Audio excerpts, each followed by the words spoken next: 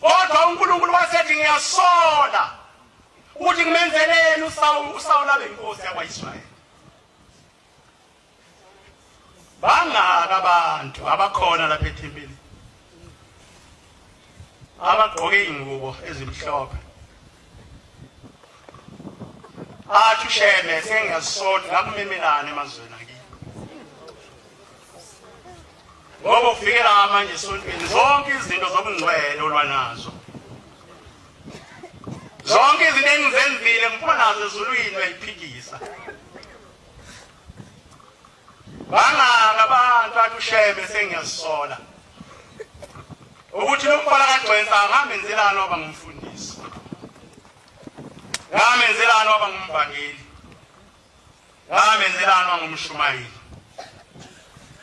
ngamenzelani waba yiNazaretha ngoba kwengekho